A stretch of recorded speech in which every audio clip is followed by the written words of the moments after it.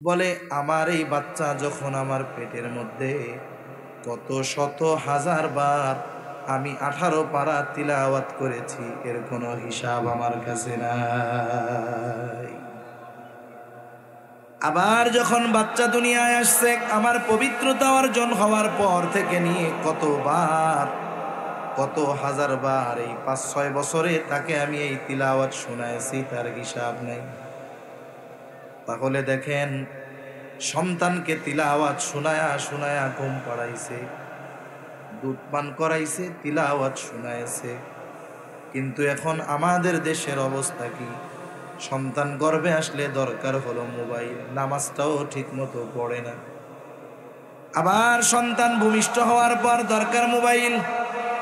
বাচ্চাকে কোলে নিয়ে দুধ পান করাবে, এক হাতে মোবাইল, আর এক দিক দিয়া দুধ পান করায়। আধুনিক চিকিৎসা বিজ্ঞান বলে সন্তানকে যখন দুধ পান করানো হয়, সন্তান 100% মনোযোগ তার মায়ের দিকে দেয়।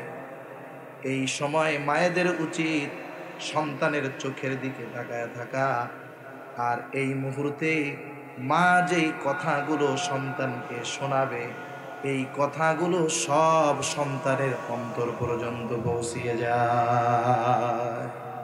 আবার দুনিয়ায় সন্তানের কারণে ভালো মানুষ অসম্মানিত হয়। মনে করেন সন্তানটা ইয়াবা কারবারিতে জড়িত, কোর্ট থেকে একবারে রুল জারি হয়ে গেছে, বারবার বারবার পুলিশ আসে কিন্তু বাড়িতে আইসা পায় না। এখন বারবার না পাওয়ার পরে ওর বাপ তো হাজি সাহেব, বাপ হাজি সাহেব পাইতেছে না। এবার পুলিশ এসে, ওই মিয়া, পুলা একখান জন্ম দিছেন মিয়া, পুলা জন্ম দিয়ে ছেড়ে দিলে হয়ে যায় নাকি? মানুষ বানাইতে হয়। পাইতেছি না, এবার চলেন আপনারে থানায় নিয়ে যান। এবার কি করে? বুজুর্গ হাজি সাহেবরে থানায় নিয়ে লকআপে আটকায় রাখে, আরো বিশ্রী অশ্লীল মন্দ কথা কয়। ঠিক কিনা বলেন? তাহলে ভালো মানুষ অপমানিত হইল কার কারণে? বলে সন্তানের কারণে। দুনিয়ায় হয় না এরকম? বলে আখেরাতেও এরকম হবে। সন্তানদের দিন শেখান নাই, মুসলমান বানান নাই, হক আদায় করেন নাই, আপনি তাহাজ্জুদ পড়া উল্টায় ফেলছেন। এইবার ওই সন্তানের কারণে কিয়ামতের দিন ওই অভিভাবককে অপমানিত হইতে হবে। কিন্তু আমাদের দেশে অধিকাংশ সময় কি হয়? বাচ্চা পেটে আসছে, স্বামীর কাছে ফোন দিয়ে বলে, এখন তো আর আমার বাবার বাড়ি বেশি যাওয়া হবে না, এই যে 8-9 মাস ঘরে বৈশা কেমনে থাকবো, একটা আমারে টাচ ফোন কিনা দেন। স্বামীও চিন্তা করে, ঠিকই তো, একটা অ্যান্ড্রয়েড মোবাইল ফোন কিনে দেয়। এইবার কয়, খালি ফোন দিয়ে আগে করবো, একটা ইন্টারনেটের সিম কিনা দেন। এবার একটা সিমও কিনে দিছে, ওইটা নিয়ে ইন্টারনেট ভরে আর নাচ গান যা মন চায় দেখে সময় কাটায়। ইন্টারনেট সিমে তো মাঝে মধ্যে শেষ হয়ে যায়। এবার আবদার ধরছে, এক কাজ করেন, ব্রডব্যান্ড লাইন দিয়ে দেন, ওয়াইফাই। সিম টিম শেষ হবে না, মাসে 1000 টাকা 2000 টাকা দিলে আনলিমিটেড ইন্টারনেট মোবাইল দেখা যাবে। এখন বলেন তো, মা যদি সিনেমা দেখে, গান শুনে, ইন্টারনেট চালায়, এর প্রভাব বাচ্চার মধ্যে পড়বে কি পড়বে না? এটা আমার কথা না, এটা আধুনিক চিকিৎসা বিজ্ঞানীদের কথা। তারা কি বলে? তারা বলে, কোনো মা যদি চায় তার সন্তানের কণ্ঠ ভালো হোক, তাহলে সেই মা যেন নিজে গান গায়, যার কণ্ঠ পছন্দ তার গান যেন সে শুনে। যদি চায় সন্তান ভালো অভিনেতা হোক, যার অভিনয় পছন্দ সে যেন তার অভিনয় দেখে। এখন বলেন তো, গর্ভে সন্তান মা যদি গান শোনে, এই কারণে সন্তান ভালো গায়ক হয়, মা যদি অভিনয় দেখে, এই কারণে সন্তান যদি ভালো অভিনেতা হয়, ওই মা যদি সন্তান গর্ভে রেখে দুরূদ পড়ে, কোরআন পড়ে, বলেন তো এর প্রভাব সন্তানের উপরে পড়বে কি পড়বে না? এই জন্য মাদেরও কিছু দায়িত্ব আছে। সন্তান যখন মাতৃগর্ভে আসবে, সে বেশি বেশি মৌখিক ইবাদত করবে, শারীরিক ইবাদত করতে কষ্ট হলে কম করবে। নফল নামাজ তাহাজ্জুদ পড়তে কষ্ট, দুরূদ শরীফ পড়তে কষ্ট আছে কোনো? কোরআন শরীফ যদি পড়তে পারে, কোরআন শরীফ পড়বে দেখা দেখা, কোনো কষ্ট আছে? পড়তে পারতেছে না, কোরআন শরীফের অডিও চালায়া দিয়া শুনবে, কোনো সমস্যা আছে? কোনো সমস্যা নেই। আমরা এক সময় বুজুর্গানে দ্বীনের কণ্ঠে ঘটনা শুনতাম। এক আল্লাহর ওলি, তার নাম হলো কুতুবউদ্দিন বখতিয়ার কাকি রহমাতুল্লাহি আলাইহি। এখন বয়স 5 বছর 6 বছর। মা নিয়ে গেছে বাচ্চারে মক্তবে দিতে, আলিফ বা তা আসা শিখাবে। উস্তাদের কাছে নিয়ে গেছে, উস্তাদ সবক দিচ্ছে যে বড়। আউযু বিল্লাহি মিনাশ শাইতানির রাজীম। বিসমিল্লাহির রহমানির রহিম। উস্তাদ পড়তেছে আউযু বিল্লাহি মিনাশ শাইতানির রাজীম। ছাত্র পড়া শুরু করে দিয়েছে আউযু বিল্লাহি মিনাশ শাইতানির রাজীম। বিসমিল্লাহির রহমানির রহিম। উস্তাদ চিন্তা করেছে ছাত্র পড়া থামাইলে আলিফ বা তা সা তারে পড়াবো, কিন্তু দেখা গেল ছাত্র থামে নাই, বরং শুরু করে দিয়েছে আলহামদুলিল্লাহি রাব্বিল আলামিন আর রহমানির রহিম মালিকি ইয়াউমিদ্দিন ইয়াকা না'বুদু ওয়া ইয়াকা নাস্তাঈন। বলে না পড়াই না। তাইলে কেমনে পড়লো? বলে আমার এই বাচ্চা যখন আমার পেটের মধ্যে, কত শত হাজার বার আমি 18 পারা তিলাওয়াত করেছি, এর কোনো হিসাব আমার কাছে নাই। আবার যখন বাচ্চা দুনিয়ায় আসছে, আমার পবিত্রতা অর্জন হওয়ার পর থেকে নিয়ে কতবার, কত হাজার বার এই 5-6 বছরে তাকে আমি এই তিলাওয়াত শোনাইছি, তার হিসাব নাই। তাহলে দেখেন, সন্তানকে তিলাওয়াত শোনায়া শোনায়া ঘুম পাড়াইছে, দুধ পান করাইছে, তিলাওয়াত শোনাইছে। কিন্তু এখন আমাদের দেশের অবস্থা কি? সন্তান গর্ভে আসলে দরকার হলো মোবাইল, নামাজটাও ঠিক মতো পড়ে না।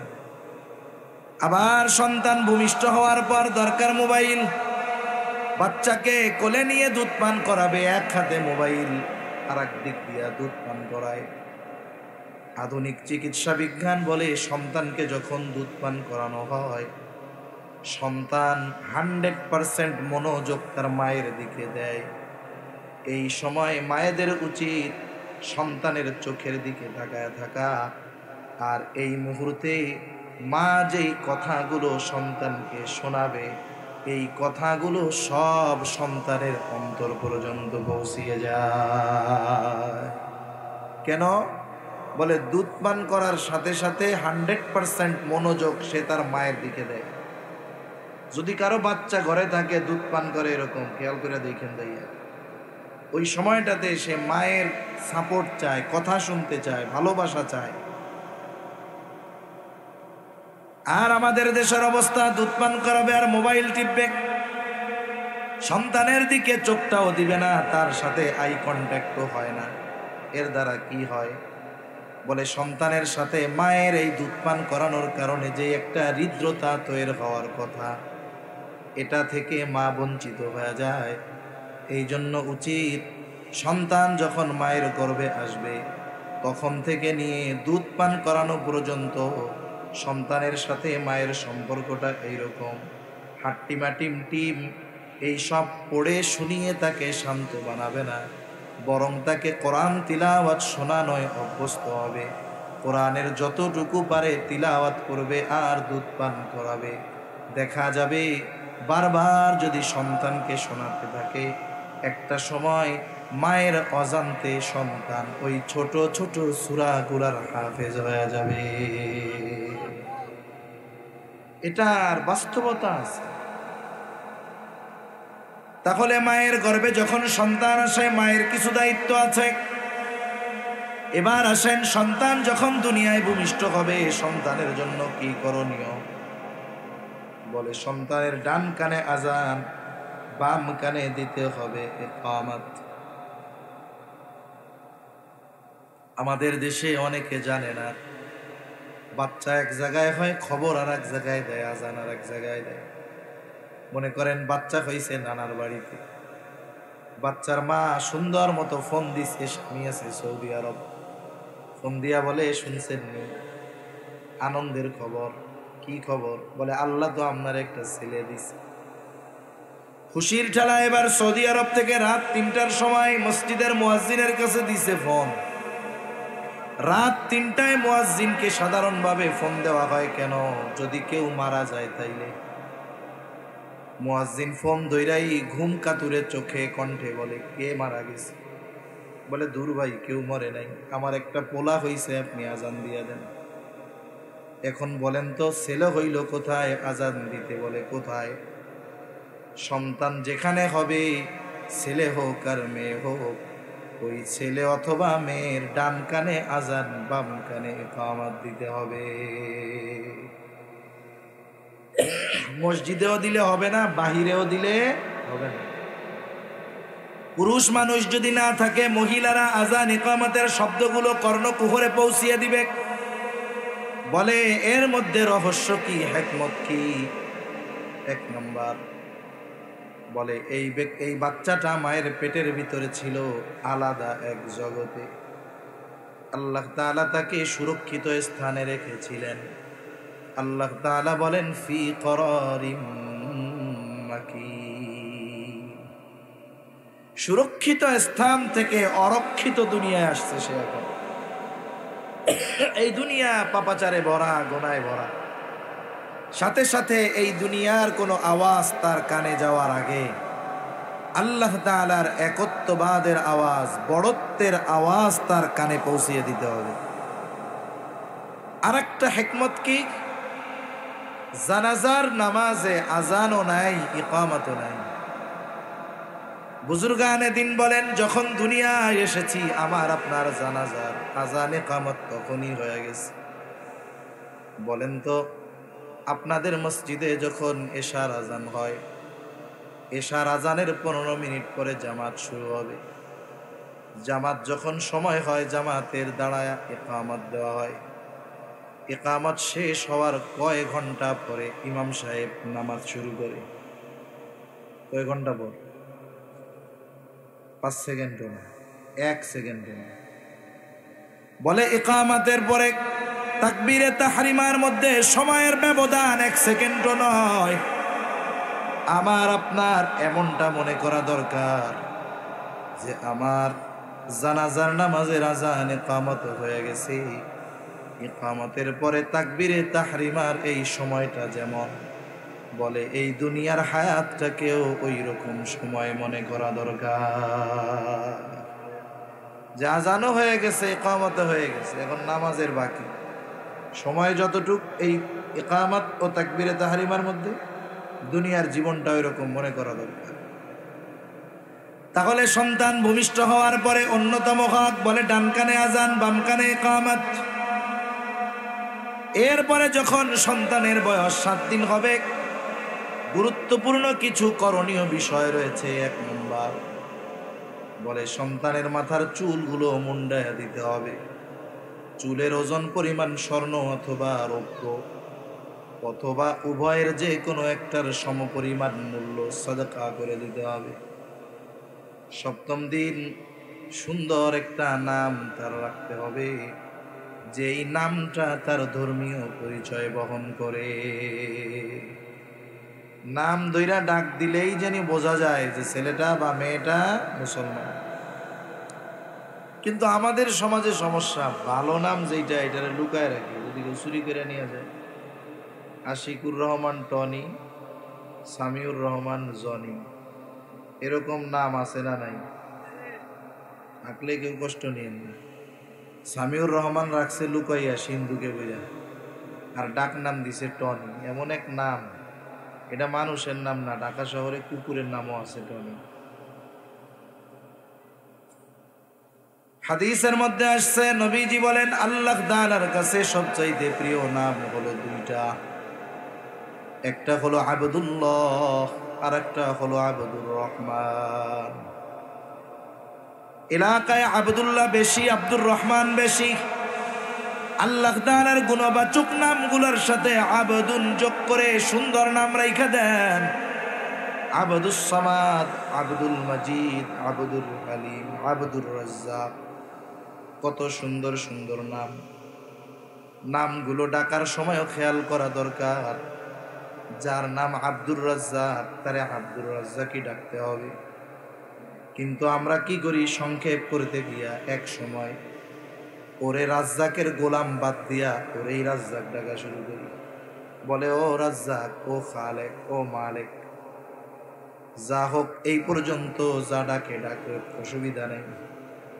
কিন্তু সমস্যাটা বাড়ায় দেয় আরো পরে। নামটাকে একটু তেসরা কইরা ডাকে।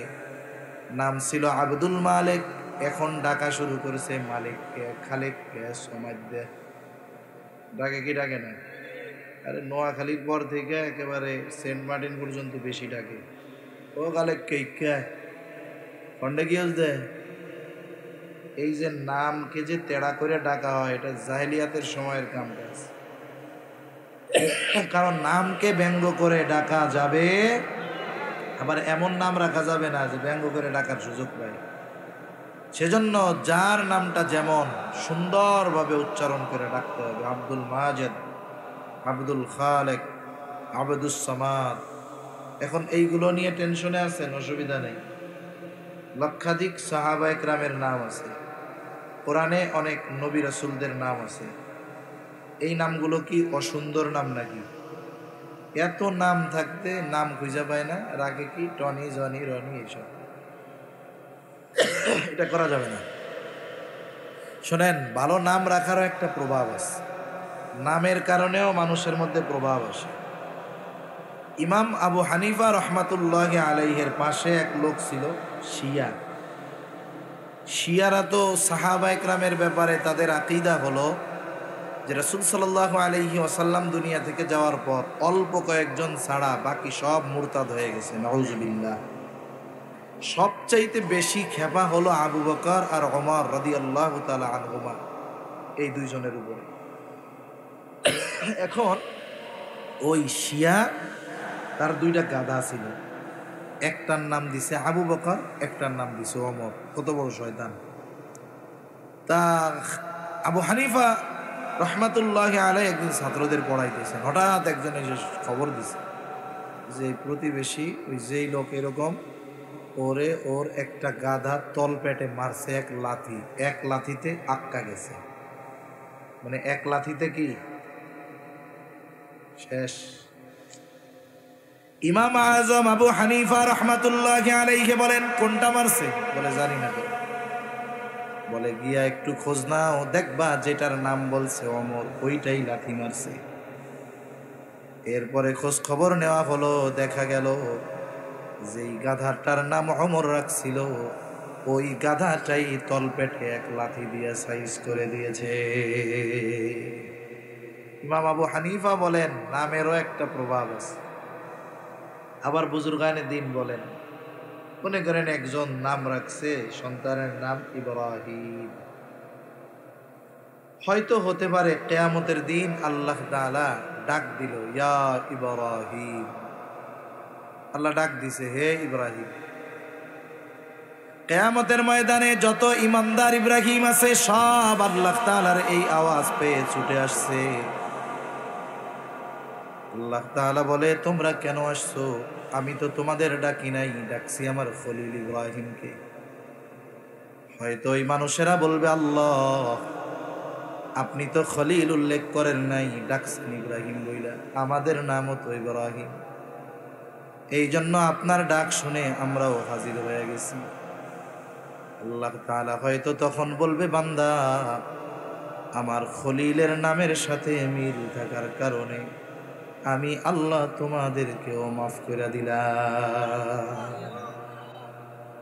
কিয়ামতের দিন আল্লাহ তাআলা বান্দাকে মাফ করার জন্য বাহানা তালাশ করবে। বাহানা বুঝেন? এই দুনিয়ায় মানুষ অপরাধ করার জন্য বাহানা খুঁজে, আর আল্লাহ তাআলা মাফ করার জন্য বাহানা করবেন, খুঁজবেন।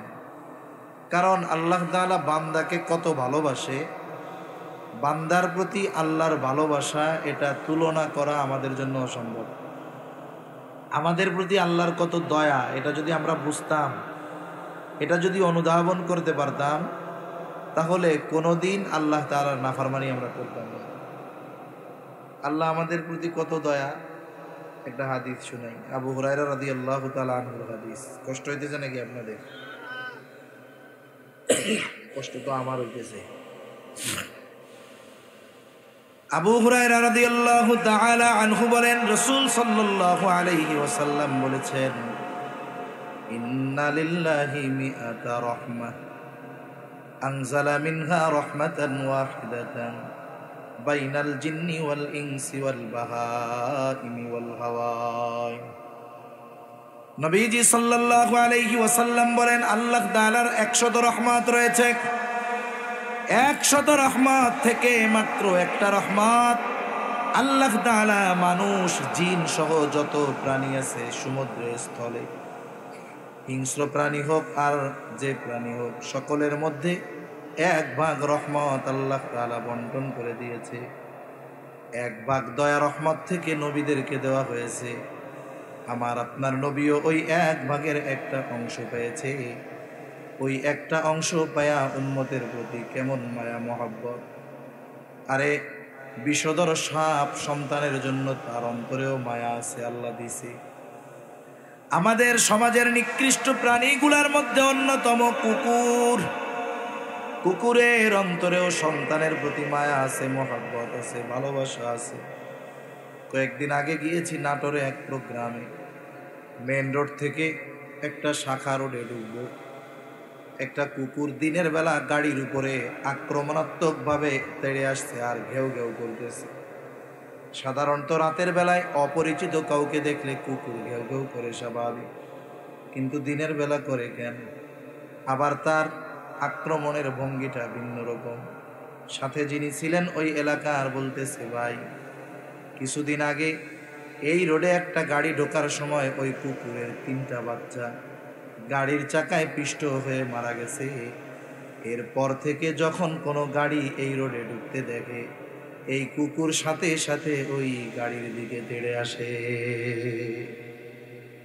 তার মানে সন্তানের বিরহ, সন্তানের মৃত্যু তার কষ্টের কারণ হইছে। গাড়ি দেখলেই মনে পড়ে যায় সন্তানের কথা, এই জন্য বারবার গাড়ির দিকে তাড়ে আসে। কুকুরের অন্তরে আল্লাহ মায়া দিছে ওই 1 ভাগ থেকে। সকল মানুষ জিন সব সৃষ্টিকে দিছে কয় ভাগ? 1 ভাগ। এই 1 ভাগের ঠেলায় নবী কত ভালোবাসবে উম্মতকে। বলে কিয়ামতে সবাই বলবে নাফসি, নবী বলবে উম্মতি। সুবহানাল্লাহ। বাকি আছে কত ভাগ? জোরে বলেন কত ভাগ আছে কার কাছে? নবীজি বলেন, আখারাল্লাহু লাহু 99 রাহমা। আল্লাহ তাআলা বাকি 99 ভাগ রহমত তার কাছে জমা করে রাখছে। কেন? নবীজি বলেন, ইয়াগফিরু বিহি ইবাদাহু ইয়াউমাল কিয়ামাহ। ওই 99 ভাগ দয়া রহমত মায়া দিয়ে আল্লাহ তাআলা কিয়ামতের দিন তার বান্দাদেরকে মাফ করে দিবে। বলেন ওই আল্লাহ যদি চায় ভালো একটা নামের ওসিলায় মাফ করে দিতে পারে কি পারে না? এজন্য সন্তানদের ভালো একটা নাম রাখা এটা সন্তানের হক। এরপরে কিছু কাজ আছে স্পেশাল ভাবে করব। বলে সন্তানের যখন বুলি ফুটবে, বুলি সন্তান যখন আস্তে মুখ দিয়ে শব্দ বলা শুরু করে, আমরা তার কানের কাছে বারবার গিয়ে কই আব্বু গো, আব্বু গো। আম্মু যায় কয় আম্মু আম্মু আম্মু, মানে শুই না যেন আম্মু আম্মু বলে। দাদা যখন কোলে নেয় বারবার কয় দাদা ভাই, দাদা দাদা। দাদি কোলে নিলে কয় দাদি দাদি। নানা কোলে নিয়ে কয় নানা নানা। মামা কোলে নিয়ে কয় মামা মামা। তার মানে সবাই চায় আমারে জানি মামাটা ডাকে, আমারে জানি আব্বু ডাকে, আম্মু ডাকে। এই বাচ্চা যখন ইচ্ছায় নয় অনিচ্ছায় কোনোদিন তার মুখ দিয়ে বাব্বু শব্দ বের হয়ে যায়, ওই বাবা যদি সন্তানের মুখে ওই শব্দটা শুনে, বলেন তো তখন বাবা খুশি হয় না বেজার হয়ে যায়? সবার কাছে কয় আজকে কিন্তু আমার পোলায় আব্বু ডাকছে আমার। এখন আমি আপনি যদি এইটা না কইরা সন্তানের সামনে বারবার বলতাম আল্লাহ আল্লাহ আল্লাহ আল্লাহ, তারে শিখাইতাম, তার মুখ দিয়া যদি সর্বপ্রথম শব্দটা আল্লাহ বাহির হইত, আমি তার জবানে আব্বু শুনে খুশি হয়ে যাই। আর আমি যদি তারে আল্লাহ শিখাইতাম, আর তার জবান দিয়ে সর্বপ্রথম শব্দটা যদি আল্লাহ বাহির হইত, বলেন তো আরশে আজিমের মালিক খুশি হইত কি হইত না? এজন্য চেষ্টা করব সন্তানের মুখ দিয়া যেন সর্বপ্রথম কথা বের হয় আল্লাহ। এরপরে সন্তানটা আর একটু বড় হবে, বলে এখন কি করতে হবে? বলে এখন তাকে কোরআনের শিক্ষা দিতে হবে, এটা তার হক তার পিতার কাছে। আসলে আমাদের দেশে ওই রকম পরিবেশ নাই যে ঘরের মধ্যে বাপ সন্তানের রাইখা কোরআন শিখাবে। আমাদের দেশে আগে ছিল মক্তব। সকালবেলায় যেই বাচ্চার নামাজ ফরজ হয় নাই, মা বাপ নামাজের জন্য না ডাকলেও পিটাইয়া মক্তবে পাঠাইয়া দিত। আমার এখনো মনে আছে, নামাজের জন্য মায়ের খাইছি এমনটা মনে নাই ছোটবেলায়, কিন্তু মক্তবে যাওয়ার জন্য বহু মায়ের খাইছি। বাবা সন্তানকে মক্তবে পাঠাইয়া দিত দিন শেখার জন্য, কোরআন শেখার জন্য। কারণ নামাজ ফরজ হবে অনেক পরে, কিন্তু ছোটবেলা থাকতেই তাকে কোরআনের শিক্ষা তার শুরু করায় দিতে হবে। আমরাও মক্তবে যাইতাম ছোটবেলায়, যখনও অক্ষরগুলো ভালো মতো চিনি না, কায়দা আমপারা সিপারা কোরআন দেখা পড়তে পারতাম না, কিন্তু এরপরেও ইসলামের মৌলিক বিষয়গুলো সবার সাথে একত্রে মিছিলের সাথে পড়তে পড়তে বিষয়গুলো শিখে যাইতাম। মক্তব ছুটি হওয়ার 15 মিনিট আগে সবাই এক জায়গায় বসাইত, কায়দা সিপারা আমপারা কোরআন শরীফ যা হয় হোক এক জায়গায় সব বসত। কি শিখাইতো? বলে 4 কালেমাগুলো শিখাইতো, এরপরে নামাজের মাসলা মাসাইল শিখাইতো, আত্তাহিয়াতু শিখাইতো, দুরুদ শরীফ শিখাইতো। দেখা যাইতো কোরআন শরীফ না দেখা পড়তে পারলেও নামাজের সূরাগুলো মুখস্থ হয়ে গেছে, আত্তাহিয়াতু দুরুদ শরীফ দোয়া মাসুরা মুখস্থ হয়ে গেছে, কিন্তু কোরআন শরীফ দেখা পড়তে পারে না। এটা হইতো কি? বলে মক্তবে দেওয়ার বরকতে। মক্তবে যাওয়াটা প্রত্যেকটা পরিবারে মুসলমানদের জন্য গুরুত্বপূর্ণ বিষয় ছিল। মসজিদে মক্তব নাই এটা অকল্পনীয় ছিল, বরং কোনো কোনো জায়গায় এমন হইতো যে মক্তব মসজিদে ধরে না, আলাদা ঘর বানায়া দিত যে এই জায়গায়ও মক্তব পড়া হবে। ইসলাম বিদ্বেষীরা আমাদের সন্তানদেরকে দিন থেকে দূর করার জন্য যত পলিসি গ্রহণ করেছে, উপমহাদেশে যত পলিসি প্রয়োগ করেছে, ফলাফল তেমন আসে নাই। এরা গবেষণা করছে যে কিরে এত ইনভেস্ট করি কিন্তু এরা বেঈমান হয় না কেন? খোঁজ খবর নিয়ে দেখছে যে মুসলমানদের এমন কোনো ঘর নাই যেই ঘরে সকালে কোরআনের তিলাওয়াত হয় না আর ওই ঘরের ছোট বাচ্চাটা মক্তবে যায় না, এমন কোনো ঘর মুসলমানদের নেই। তাহলে আগামী প্রজন্মকে যদি দিনহীন করতে হয়, বাড়িগুলোতে যদি ফজরের পরে কোরআন তিলাওয়াত বন্ধ করতে হয়, কি করতে হবে? এখন থেকে মিশন শুরু করতে হবে। বুইড়াকে দিয়ে তো আর কাজ হবে না। এই মিশন শুরু এখন, ফল পাবো 50 বছর পরে। মক্তব বিমুখ করতে হবে। কি করা যায়?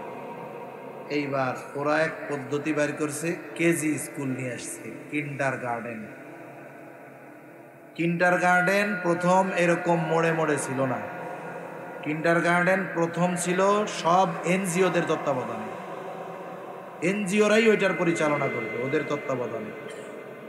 কিন্ডার গার্ডেনের স্কুলের রুটিন কয়টায়? আমরা যাইতাম হলো যারা 1-2-তে, এরা যাইতো স্কুলে 10টা থেকে 12টা, আর 3, 4, 5 এরা পড়তে হইল 12টার থেকে 4টা। এরা সিস্টেম করলো কি যে কিন্ডার গার্ডেনের ক্লাস রুটিন হইল ফজরের পরের থেকে 6টার থেকে। বুঝায় যে আপনার পোলা 6টা থেকে 9টা কিন্ডার গার্ডেনে পড়বে, বাড়ি এসে গোসল করে খেয়ে দেয় আবার স্কুলে চলে যাবে। এতে কি হবে? আমাদের এইখানে পইড়া অনেক কিছু বেশি শিখবে, আবার প্রাইমারি স্কুলে যাওয়াও শিখবে। অন্যান্যদের চাইতে আপনার ছেলে ইংরেজি সাধারণ জ্ঞান আরও বেশি বুদ্ধিমান হবে।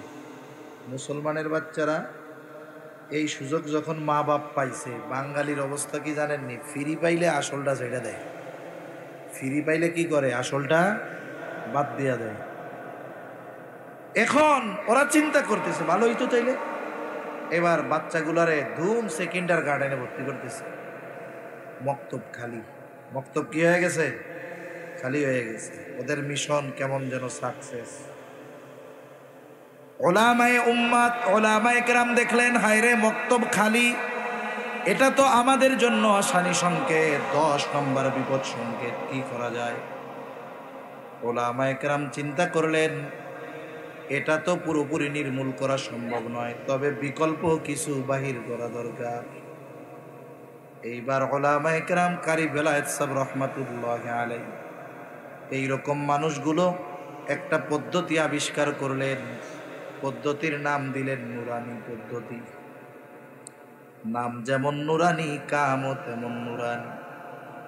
বাচ্চাগুলো যখন নুরানি মাদ্রাসায় পড়ে, 1, 2, 3 পর্যন্ত যেই বাচ্চা পড়ে, বলে জরুরতে দিন, যতটুকু দিন শেখা ফরজ, তার বেশিরভাগ এই বাচ্চার ওই ক্লাস 3 পর্যন্ত শেখা হয়ে যায়।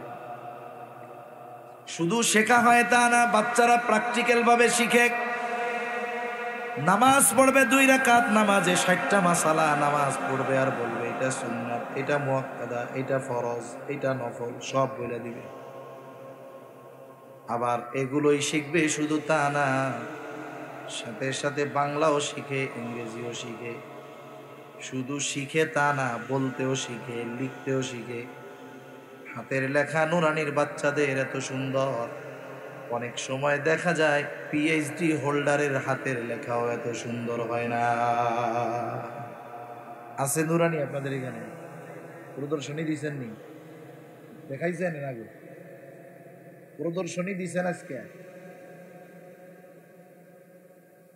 হেফসখানা আছে? আচ্ছা, নুরানি মাদ্রাসা দরকার। এই কিন্টার গার্ডেনের বিকল্প হলো এই নুরানি মাদ্রাসা।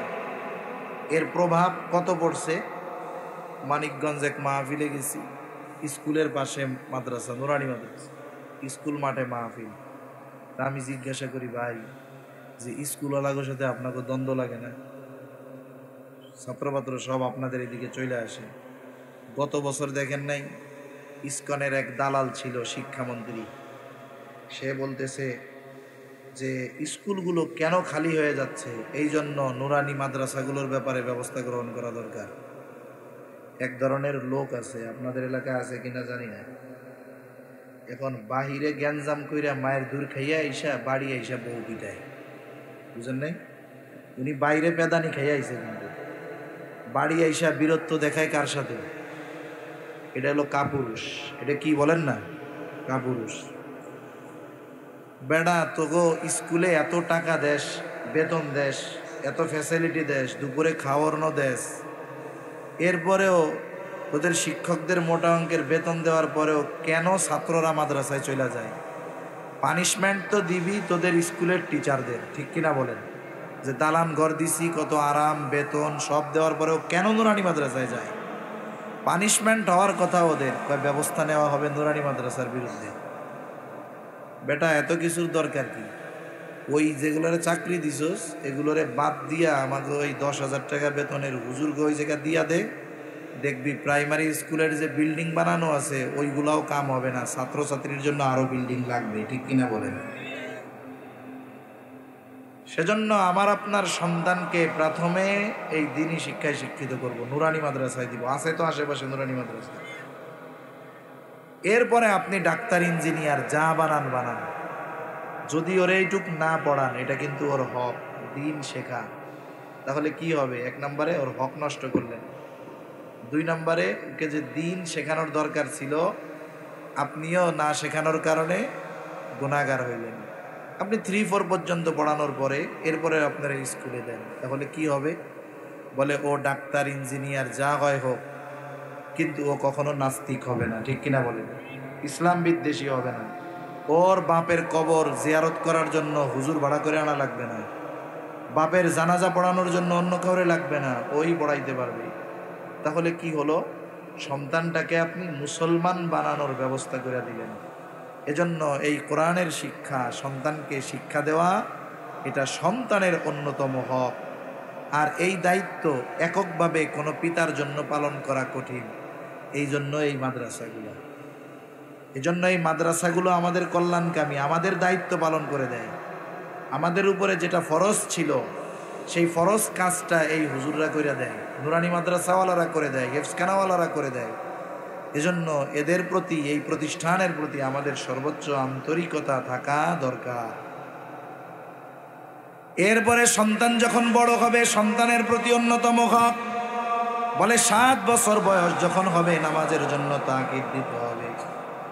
10 বছর বয়স হলে নামাজের জন্য প্রহার করতে হবে, সাথে সাথে বিছানাটাকে আলাদা করে দিতে হবে। আপনি যদি 7 বছর বয়সে সন্তানকে নামাজের আদেশ করতে চান, আদেশ করার আগে যেটা আদেশ করবেন সেটা তাকে শেখাতে হয়। তার মানে আপনি আগের থেকেই তাকে নামাজে অভ্যস্ত করবেন, সাথে সাথে নিজে মাঝে মধ্যে মসজিদে নিয়ে যাবেন। 5-6 বছর থেকে যদি মসজিদে নেওয়ায় অভ্যস্ত হওয়া যায়, আশা করা যায় 7 বছর বয়সে নামাজের জন্য তাকিদ দেওয়া লাগবে না। 7 বছর বয়সে সে একজন পাক্কা নামাজি হয়ে যাবে। আর যদি মাদ্রাসায় দিয়া দেন, তাইলে ও 5 বছর বয়সে যেইভাবে ও নামাজ পড়বে, ওটা দেখলে আমরাও লজ্জা পেয়ে যাবো যে এত সুন্দর নামাজ পড়ে আর আমরা কেমনি নামাজ পড়ি। আবার অনেক জায়গায় সমস্যা, মসজিদে যদি ছোট বাচ্চাদের নেয়, মসজিদ কমিটি এমন বাচ্চা কাচ্চা একটু চিল্লাচিল্লি করতেই পারে, ঠিক কিনা? চিল্লাচিল্লি করুক না, মসজিদে যদি সে তার নিজের জন্য মসজিদকে নিরাপদ না মনে করে, এটা আমাদের জন্য বিপদ। সে মনে করবে মসজিদ হলো আমার জন্য সবচাইতে নিরাপদ জায়গা। মসজিদকে ভালোবেসে এখন থেকে যদি সে মসজিদে যাওয়ায় অভ্যস্ত হয়, তাহলে কি হবে? তাহলে দেখা যাবে মসজিদ প্রেমী হবে। আর যদি ধমক দিয়া বের করে দেয়, 5 বছরের এইটারে ধমক দিয়া বের করে দিলে 15 বছর বয়সে 2 পা ধরে টাইম নাও মসজিদে আনা যাবে না। এজন্য বাচ্চারা মসজিদে আসলে রাগ হওয়া যাবে না, অনেক জায়গায় রাগ হয়। আনায় অভ্যস্ত হইতে হবে। আমাদের দেশে অভ্যাস নেই। ইউরোপের মতো দেশে ওই সব জায়গায়ও মসজিদ এরিয়ার ভিতরে ছোট জায়গা থাকে, পাশে বাচ্চাদের জন্য পার্ক থাকে, ছোট ছোট বাচ্চাদের জন্য খেলার জায়গা থাকে। ওরা কি করে, 4 রাকাত নামাজের 2 রাকাত পড়ে সেই জায়গায় এসে খেলে। খেলুক না, অসুবিধা কি, 2 রাকাত তো পড়ছে। এরপরে যায় কি করে, চকলেট থাকে, ওরা মসজিদে যায়, ওদের জন্য চকলেট দেওয়া হয়। হয়তো এখন ছোটবেলা চকলেট পাওয়ার লোভে মসজিদে যাচ্ছে, একটা সময় যখন বড় হবে আল্লাহকে পাওয়ার জন্য মসজিদে যাবে, ঠিক কিনা বলেন?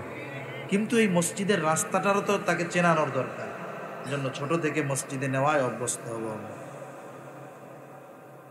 এরপরে সন্তান যখন বালেগ হবে, আমি আর আলোচনা লম্বা করবো না, আমার 12টার মধ্যে পৌঁছে, 12টার আগ মানে 12:15 পর থাকতে হবে রামু বাইপাস, বাসের টিকিট কাটা।